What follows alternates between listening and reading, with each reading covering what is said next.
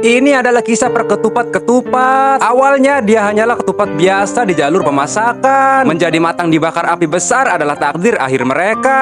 Namun ketupat tidak bisa menerima nasib itu. Detik-detik berikutnya dari tubuhnya tiba-tiba tumbuh tangan dan kaki. Dia berlari ke depan tuas mencoba dengan sekuat tenaga untuk mematikan saklar. Akhirnya tepat pada detik-detik terakhir dia berhasil mematikan saklar itu. Teman-temannya berhasil selamat, tetapi dia sendiri tanpa sengaja jatuh ke tungku panas. Sesaat kemudian tubuhnya benar-benar matang terbakar. Kedua mata dan mulutnya memerah. Dua ketupat lain yang melihat itu merasa ketakutan. Mereka menyebutnya monster dan segera mengusirnya. Mengapa aku menyelamatkan mereka tapi malah disalahkan, pikirnya. Sampai akhirnya dia melihat dirinya di cermin dan dia baru sadar dirinya ternyata sudah menjadi begitu menyeramkan. Penduduk sekitar begitu melihatnya langsung menutup pintu rumahnya. Namun si ketupat justru mengira mereka sedang menyambut dirinya. Pada saat itu muncul anomali kursi dengan wajah serius. Di kakinya terdapat luka. Ketupat yang penuh niat baik segera menggunakan pitanya untuk membalut luka itu. Lalu dia memperkenal dirinya kepada mereka. Namun Signora dan Assassino sama sekali tidak memberi wajah ramah sedikit pun. Balutan di kaki si kursi pun langsung terlepas, membuatnya kesal dan memarahi ketupat sebelum pergi. Melihat mereka bertiga tidak punya rumah, dengan semangat si ketupat membangun sebuah rumah baru untuk mereka. Begitu selesai, angin sepoi langsung merobohkannya, membuat ketiganya sangat marah. Si ketupat hanya bisa pergi dengan lesu dan mulai berpikir bagaimana caranya membuat semua orang bahagia. Saat itu dia berpikir akan membuat tenaga listrik. Dia pun membuat dua mesin pembangkit listrik. Namun begitu dinyalakan, mesin itu justru membuat semua sampah di sekitar terhempas ke dalam hutan. Kemudian para penduduk mulai marah karena ketupat hanya bisa membuat masalah. Kemudian mereka sepakat mengusir ketupat pergi dari desa itu. Dengan mata berlinang, ketupat pun pergi. Saat itu hujan turun deras. Tutung Sahur dan Tralalelo meminta izin berteduh. Mereka mengatakan seluruh desa sebentar lagi akan terendam banjir. Mendengar itu, ketupat panik. Dengan cepat dia membuat sebuah rakit kayu. Begitu jadi dia mengayuhnya untuk menyelamatkan para warga. Namun Signora masih berada di tempat pembuangan sampah. Ketupat pun memutuskan pergi sendiri untuk menyelamatkannya. Sementara Assassino dan yang lain membawa para pengungsi pergi. Ketupat dengan pitanya terbang untuk mencari Signora. Tak lama dia menemukannya berdiri di puncak tumpukan sampah. Dia segera membawanya terbang menjauh dari sana. Namun tiba-tiba angin bertiup kencang. Dengan susah payah akhirnya berhasil mendarat dengan selamat. Tapi ketupat langsung terhembus angin. Saat genting, ketiganya berpegangan erat padanya dan akhirnya menariknya kembali dan mereka semua selamat. Akhir cerita, ketupat pun menjadi sahabat baik untuk semua orang. Kasih like buat kebaikan ketupat ini guys. Dan kalau sahabat baik kalian namanya siapa guys? Tulis di komen.